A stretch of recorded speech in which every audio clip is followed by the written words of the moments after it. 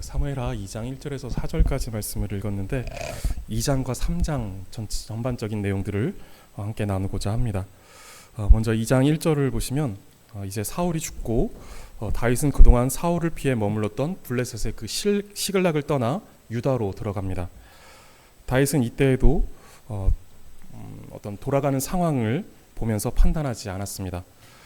사울이 죽었으니 이제 기름 부음 받은 내가 왕이 될 상황이구나, 이제 내 차례가 왔구나 라고 이렇게 상황을 보면서 생각하지 않았고, 모든 상황이 이제 다윗이 이제 왕이 될 상황이다 라고 말하는 것 같아 보이는 그런 때에도 다윗은 기도하여 하나님께 묻습니다. 하나님은 다윗에게 응답하셨고, 또 응답을 따라 다윗은 자신을 따르던 사람들과 가족들을 데리고 유다의 헤브론으로 올라갑니다. 그리고 그곳에서 유다 사람들이 다윗에게 기름을 부어 유다의 왕으로 삼습니다. 다윗은 이렇게 드디어 왕이 되었습니다. 그런데 처음부터 이스라엘 전체를 통치하는 왕이 되지는 못했습니다. 왜냐하면 8절을 보시면 사울의 군 사령관이었던 아브넬이 사울의 아들 중 살아남은 아들인 이스보셋을 북이스라엘의 마하나임으로 데리고 가서 그를 이스라엘의 왕으로 삼았기 때문에 그렇습니다. 그렇게 이스라엘은 이제 북쪽에 있는 이스라엘과 남쪽에 있는 유다, 이렇게 두 왕국 체제가 되었습니다. 다윗은 두 왕국 가운데 남유다의 왕이 된 것입니다. 아시다시피 이스라엘은 12개의 지파로 구분되어 있습니다. 야곱의 아들들의 후손이 지파를 이루게 된 것인데 그 지파가 수백 년 동안 유지되어 왔습니다. 그렇다 보니 이스라엘 사람들은 이스라엘이라는 커다란 개념의 어떤 공동체성보다 각 지파별로 가지고 있는 공동체성이 훨씬 강했습니다. 그 중에서도 유다 지파가 유독 독립성이 강했다라고 합니다. 다윗은 그 유다 지파에 속한 사람이었습니다. 그래서 이스라엘과 블레셋이 전쟁을 할 때는 국가의 위기 상태이기 때문에 12지파가 모두 다 이제 단합을 하고 있었는데, 사울과 요나단이 죽음으로 전쟁이 이제 끝났고, 또 사울과 요나단이 죽은 소식을 들은 유다 지파는 곧바로 다윗을 데리고 자기들의 왕으로 삼습니다. 그래서 남쪽에 있던 유다 지파는 다윗을 왕으로 삼았고, 북쪽에 있던 나머지 지파들은 사울의 아들인 이스보셋을 왕으로 삼게 되면서 나라가 둘로 나뉘어졌습니다. 그렇게 다윗은 7년 반을 유다의 왕으로 다스립니다. 그때 나머지 지파는 이스보셋을 왕으로 삼아 나라를 이룹니다. 그런데 이스라엘은 하나님께서 세우신 나라로 기본적인 정치 체제가 신정 통치였습니다. 즉 하나님의 나라인 이스라엘은 하나님의 뜻을 따라야 합니다. 하나님께서 참된 왕이시고 인간 왕이 대리 통치자의 개념으로 나라를 다스려야 하는데, 아브넬이 그런 국가의 정체성과 원칙을 깨뜨리고 단순히 사울의 혈통을 따라 이스보셋을 왕으로 삼아 버린 것입니다. 다윗은 왕이 된 후에도 변함없이 하나님의 뜻을 따라 나라를 통치하려고 했고, 참된 왕이신 하나님을 대신하는 대리 통치자로서의 자신의 위치를 분명히 하고자 했습니다. 이때 다윗에게는 든든한 신복들이 있었는데 13절을 보시면 수르야의 아들 요압이라는 사람이 있었습니다. 이 사람은 우리가 이제 흔히 말하는 상남자 스타일이었습니다. 행동파였던 것이죠. 나라가 세워지면서 다윗은 왕으로, 또 요압은 군사령관이 되었는데 다윗과 요압의 가치관과 성향의 차이가 나타나기 시작합니다.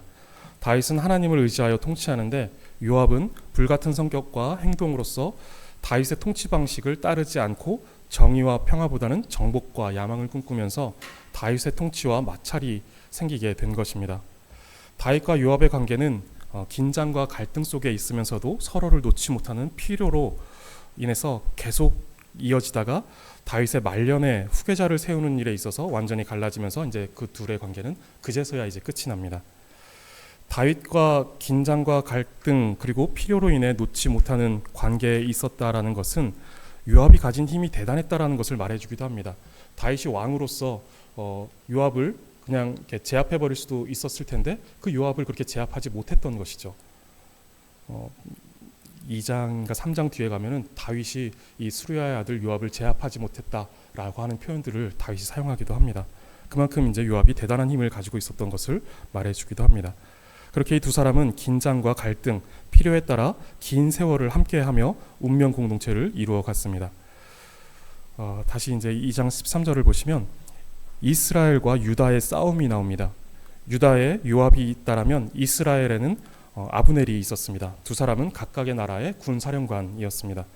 요압과 아브넬이 남유다와 북이스라엘의 접경지인 기브온 목가에서 만나 청년 12명씩을 각각 뽑아서 이제 겨루게 하자라고 합니다. 근데 말이 겨루기이지 실제로 이들은 이제 칼을 차고 나와서 서로의 옆구리를 찌르며 모두 다 그 자리에서 죽었다라고 이렇게 말합니다.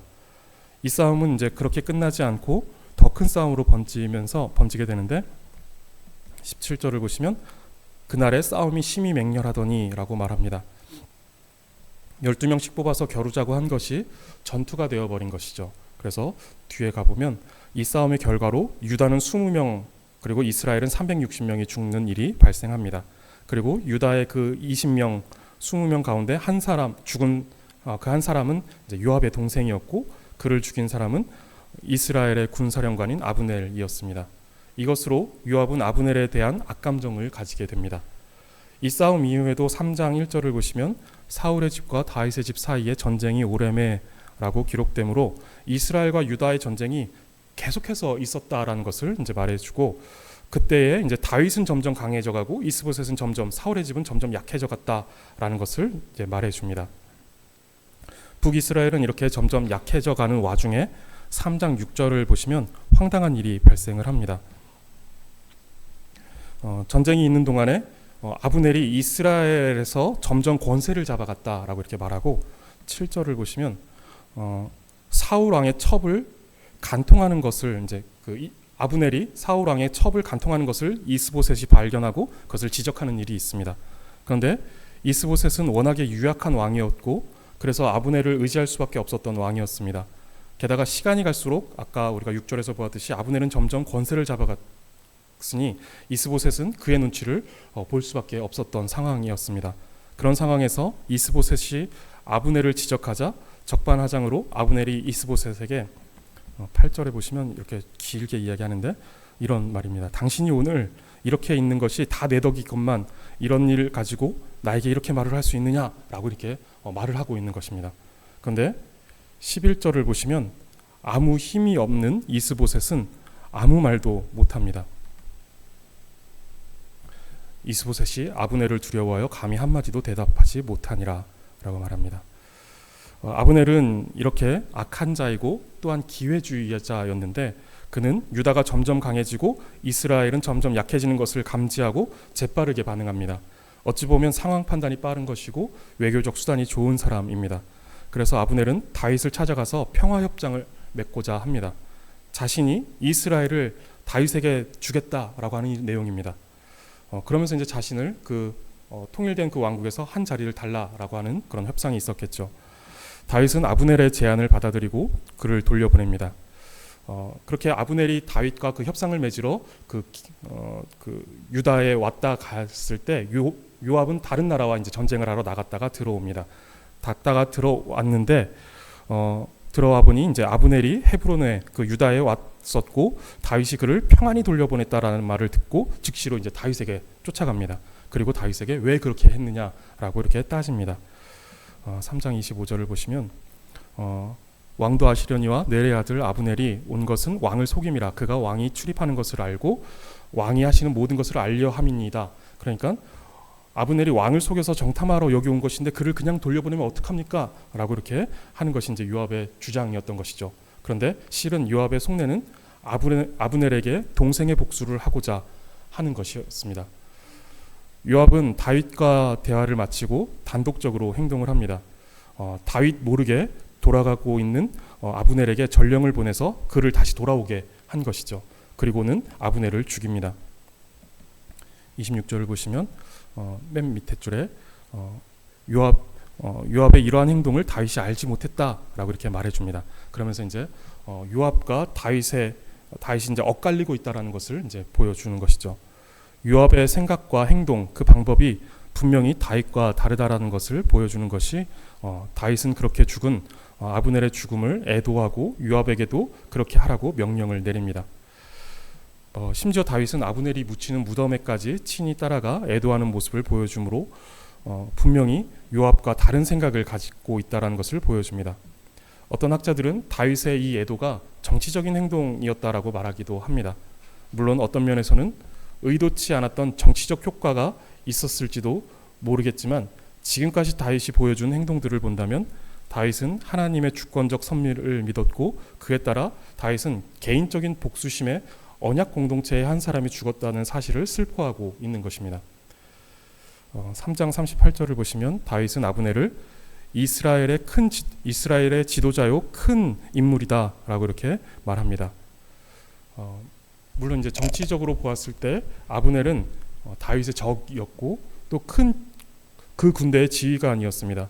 인간적으로 보아도 자신의 부하이기도 했던 요압의 동생을 죽였으니 그의 죽음은 합당한 보복이었다라고 판단했을 수도 있습니다. 그러나 다윗에게 아브넬은 적군의 우두머리, 부하의 원수 이전에 하나님의 나라인 이스라엘의 한 사람으로 인식되고 있는 것입니다. 그 한 사람의 존재를 인식하고 규정하는 기준이 개인의 관계보다 더 멀리 하나님의 형상과 하나님의 택하심에 있었던 것이죠. 이 한 사람을 어떻게 규정할 것인가, 이 사람을 어떻게 내가 볼 것인가 라고 하는 것이 나의 개인적인 관계를 넘어서서 더 멀리 이 사람은 하나님의 형상으로 지음받은 하나님의 사람이고 하나님의 택한 백성인 이스라엘의 한 사람이다 라고 하는 것으로서 이제 그것을 보고 있는 것이죠. 다윗은 아브넬에 대해서도 사울을 대할 때와 마찬가지로 하나님 나라의 질서와 관계에서 이해합니다. 원수 갚는 것은 개인의 복수가 아닌 하나님의 심판에 맡기는 것이지 우리에게 주어진 권한이 아니다라는 것입니다. 원수라 할지라도 그 생명의 주권자는 하나님이시기 때문에 그렇습니다. 다윗이 아브넬의 죽음에 대해 슬퍼한 것을 개인적 관계에서 오는 슬픔으로 표현했다기보다 이것을 그렇게 보기보다 사람의 생명이 하나님의 주권에 있고 하나님의 형상을 지닌 사람의 생명은 개인의 원한과 복수심에 의해 죽어서는 안 된다라는 생명의 존엄에 대한 무거운 마음의 표현이 그 아브넬의 애도 속에 담겨 있는 것으로 볼 수 있습니다. 그런데 요압이 다윗에게 숨겨가며 개인의 복수심에 사로잡혀 사람을 죽였으니 그것도 언약 공동체인 이스라엘 사람을 죽였으니 다윗은 그 상황이 무겁게 다가온 것입니다. 이렇게 해서 이제 길게 2장과 3장의 내용을 보면서 하나님께서 다윗을 통해 세워가시는 하나님의 나라인 이스라엘의 모습들을 보았습니다. 이제 남유다와 북이스라엘이 이제 갈라져서 이제 그 나라가 세워지는 것들을 과정을 보았는데 크게 이스라엘이라는 선택받은 한 민족이 하나님의 나라로 세워가는 과정 속에 얼마나 인간의 탐욕적이고 또 죄악된 모습이 가득한지 볼 수 있습니다. 다윗이 비록 완전한 사람은 아니었지만 기도하며 하나님의 뜻을 따라 유다의 왕이 되었고 그런 하나님의 나라를 세우고자 했습니다. 그러나 그렇게 세워져 가고 있는 그 나라 속에서 그 속에 많은 사람들이 자신의 힘으로 각자 자신들의 나라를 세우려는 모습이 보여집니다. 동생에 대한 복수심에 가득 차서 다윗을 속이며 아브넬을 죽임으로 개인적인 복수를 했던 요압.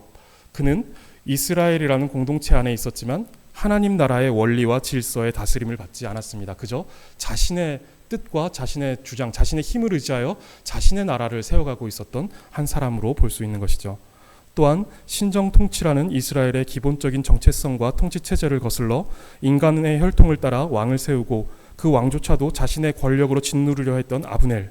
그 역시 이스라엘 안에 있었지만 하나님 나라의 원리와 질서의 다스림을 받지 않았습니다.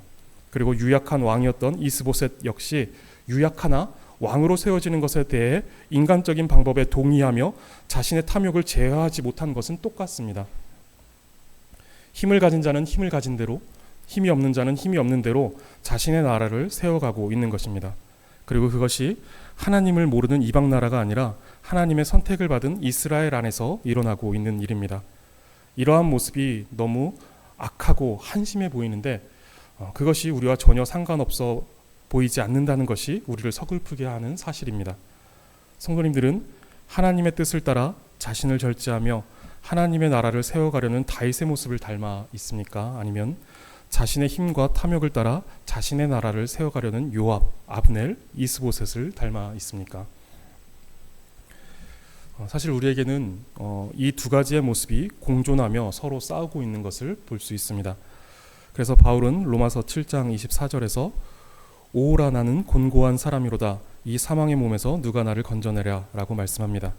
속사람은 하나님을 즐거워하는데 지체 속에 한 다른 법이 있어 내 마음의 법과 싸워 내 지체 속에 있는 죄의 법으로 나를 사로잡는 것을 보며 바울이 내놓고 있는 탄식과 절규가 오라 나는 곤고한 사람이로다. 사망의 몸에서 누가 나를 건져내랴 라고 말하는 것이죠. 이것이 우리의 실존입니다. 힘이 있는 사람은 힘이 있는 대로, 힘이 없는 사람은 힘이 없는 대로, 부한 사람은 부한 대로, 가난한 사람은 가난한 대로, 유능한 사람은 유능한 대로, 무능한 사람은 무능한 대로, 아기는 아기가 가진 힘만큼, 어린이는 어린이가 가진 힘만큼 죄를 지어 자신의 나라를 세우려고 합니다. 이러한 모습들로 볼 때 우리가 얼마나 지독한 죄인인지 모릅니다. 어떤 상황에 놓인다 할지라도 그 상황 속에서 우리는 죄를 지어 나의 나라를 기어코 만들어내겠다라는 끈질기고 고집스러운 죄인입니다. 바울은 이것을 죽은 시체를 끌어안고 있는 것과 같다라고 말하는 것이 이제 사망의 몸에서 누가 나를 건져내랴라고 하는 표현인 것이죠. 우리의 모습이 그렇게 죽은 시체를 끌어안는 것과 같이 너무 소름 끼치고 두렵고 괴로운 일이다라고 말하고 있는 것입니다. 하나님의 나라를 소망하고 그 나라를 바라며 그 백성됨을 즐거워한다고 하면서 여전히 탐욕과 이기적인 자아를 포기하지 못하고 자신의 나라를 꾸준하게 세워가는 자신이 그와 같다라고 말하는 것이죠. 바울은 누가 이 사망의 몸에서 나를 건져내랴라고 탄식하지만 그 탄식은 또한 우리를 그 사망의 몸에서 건지실 유일한 구원자 예수 그리스도를 향한 간절한 기도이기도 했습니다. 로마서 7장 25절, 그러니까 이 탄식을 한 바로 그 다음 구절에 바울은 이렇게 말합니다. 우리 주 예수 그리스도로 말미암아 하나님께 감사하리로다 라고 말합니다. 이미 하나님을 의지하고 있는 것이죠. 그리스도께서 우리의 이 죄악과 비참한 실존을 해결하셨다라는 선포, 감사, 찬양을 지금 하나님 앞에 드리는 것입니다.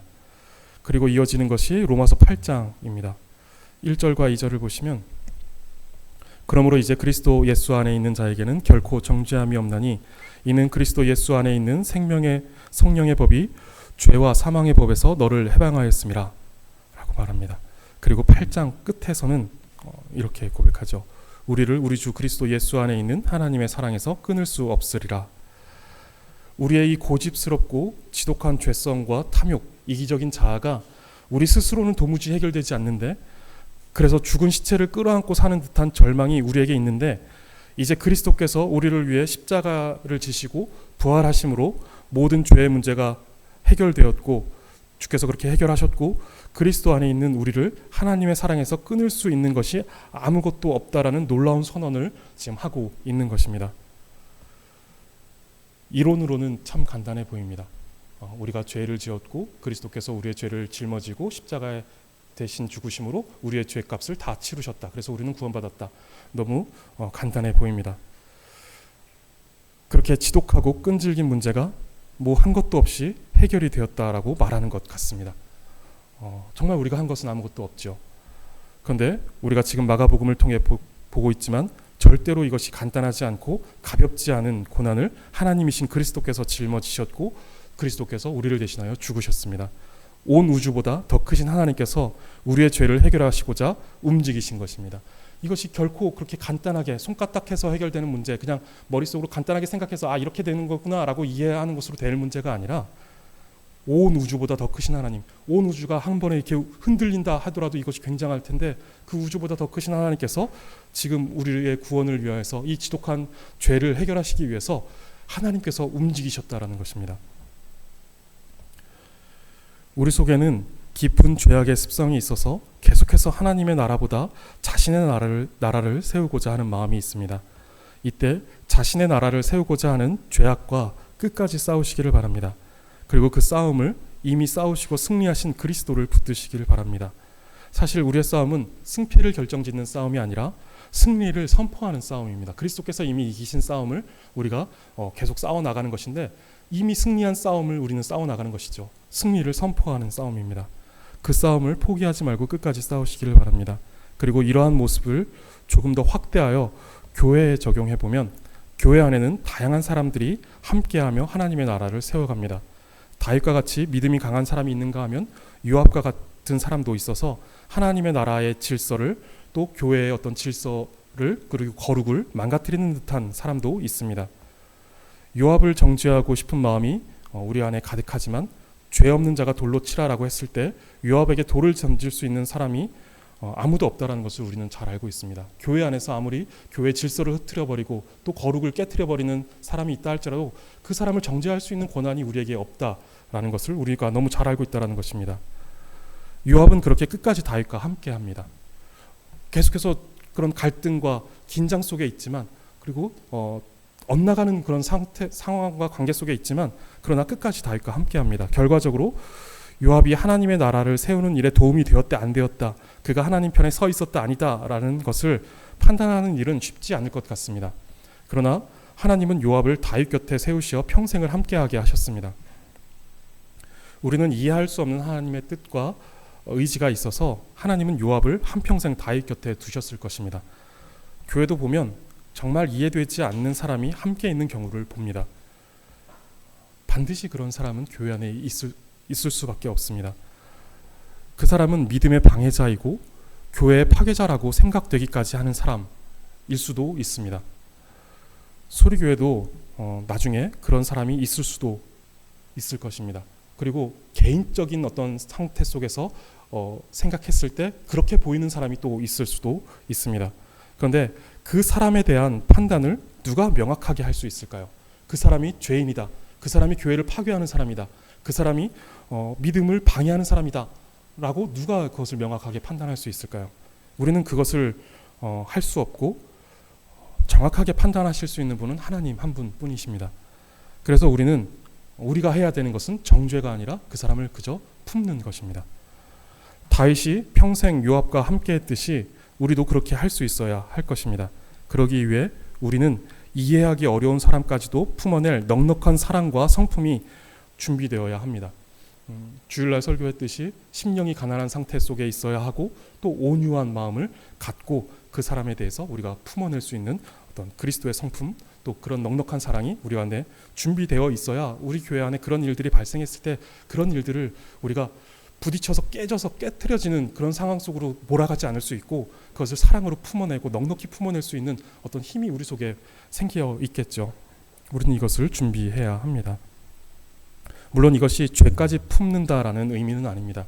때에 따라서는 거룩과 질서를 위해 권징을 해야 하는 일들도 있을 것이지만 그것조차도 사랑 안에서 할 수 있는 사랑과 수용의 힘이 우리 안에 길러져야 합니다. 사랑 안에서